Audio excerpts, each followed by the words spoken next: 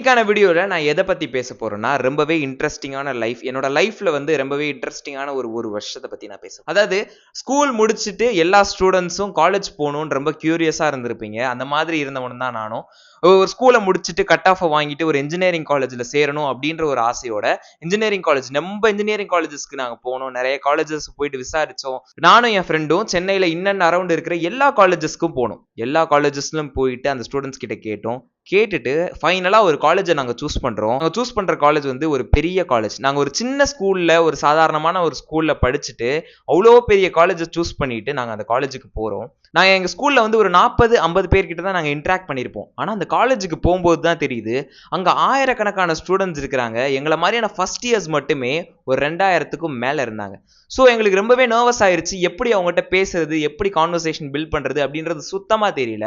அந்த காலேஜ் லைஃப்ல போயிட்டு ஒரு மந்த்லயே எங்களுக்கு ஒரு நல்ல ஃப்ரெண்ட்ஷிப் கிடையுது. அந்த ஃப்ரெண்ட்ஷிப் வந்து கன்ஸ்ட்ரக்டிவா இருக்குது. அதாவது நிறைய ஈவெண்ட்ஸ் போகணும், நம்ம லைஃப்ல எதனா எக்ஸ்ப்ளோர் பண்ணணும் அப்படின்ற மாதிரியான ஒரு கேங் எங்களுக்கு ஃபார்ம் ஆனது எங்களுக்கு ரொம்பவே சந்தோஷமான விஷயமா இருந்தது. ஆனா அந்த சந்தோஷம் நீடிச்சுச்சான்னு கேட்டீங்கன்னா இல்ல. திடீர்னு ஒரு 2 மாசம் ஆகுது. 2 மாசத்துக்கு கழிச்சு எங்க காலேஜ் என்ன நினைச்சாங்கன்னு தெரியல. டே ஸ்காலர்ஸ் தனியா, ஹாஸ்டலர்ஸ் தனியா பிரிச்சு பேட்ச் போட ஆரம்பிச்சிட்டாங்க. சரி, டே ஸ்காலர்ஸ் தனியா, ஹாஸ்டலர்ஸ் தனியா பிரிச்சு போடுறதுனால உங்களோட ஃப்ரெண்ட்ஷிப்ல என்ன அஃபெக்ட் ஆச்சுன்னு கேட்டீங்கன்னா, நாங்க போய் பழக ஆரம்பிச்ச ஃப்ரெண்ட்ஸ் நிறைய பேரு ஹாஸ்டலர்ஸ். அங்கதான் ஒரு கான்ட்ரடிக்ஷன் வருது. ஹாஸ்டலர்ஸ் ஃப்ரெண்ட்ஸ் எல்லாரையும் எங்களால மீட் பண்ண முடியாது இனிமேல். ஏன்னா எங்களுக்கு 8:00 காலேஜ் ஸ்டார்ட் ஆகும்னா 7:50க்கு தான் பஸ் வரும். ஸோ காலேஜ் வந்ததுக்கப்புறம் அவங்களோட லஞ்ச் பிரேக் வேற டைம்ல இருக்கும், எங்களோட லஞ்ச் பிரேக் வேற டைம்ல இருக்கும், எண்டிங் செஷனும் வேற மாதிரி இருக்கும். அதனால ஃபுல்லா ஒரே காலேஜ்ல இருந்தாலும் எங்க ஃப்ரெண்ட்ஸை மீட் பண்ண முடியாத ஒரு கஷ்டமான சிச்சுவேஷன் எங்களுக்கு வருது.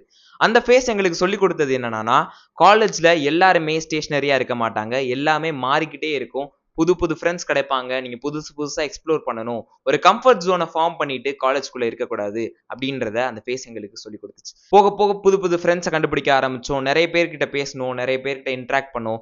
எங்க சீனியர்ஸ் எங்களுக்கு ரொம்பவே சப்போர்ட்டிவா இருந்தாங்க. இந்த காலேஜ் ஃபேஸ்ல நீங்க ஒரு நல்ல ஃப்ரெண்ட்ஸை மேக் பண்றது தான் உங்க காலேஜ் லைஃப் எப்படி இருக்க போகுது அப்படின்றத டிட்டர்மைன் பண்ண போகுது. நீங்க எக்ஸ்ப்ளோர் பண்ண நினைக்கிற எல்லாத்தையும் காலேஜ் லைஃப்ல தான் உங்களோட எக்ஸ்ப்ளோர் பண்ண முடியும். ஸோ முடிஞ்ச அளவுக்கு உங்க ஃப்ரெண்ட்ஸோட டைம் ஸ்பெண்ட் பண்ணுங்க, ஹாப்பியா இருங்க. இந்த காலேஜ் லைஃப்பை நீங்க என்ஜாய் பண்ணுங்க. அப்பதான் உங்களோட லைஃப், அதாவது ஒரு 60s 70ஸ்க்கு போகும்போது ரிவைண்ட் பேக் பண்ணி பார்க்கும்போது காலேஜ் லைஃப் தான் ஃபர்ஸ்ட் வரும். ஸோ இந்த மாதிரியான ஒரு லைஃப்பை நீங்க மிஸ் பண்ணிடாதீங்க அப்படின்றத சொல்றது தான் இந்த வீடியோ. இந்த வீடியோ உங்களுக்கு பிடிச்சிருந்துச்சு, ரிலேட்டபிளா இருந்ததுன்னா வாய்ஸ் ஆஃப் சுஜித்தை ஒரு சப்ஸ்கிரைப் பண்ணி வச்சுக்கோங்க. தேங்க்யூ.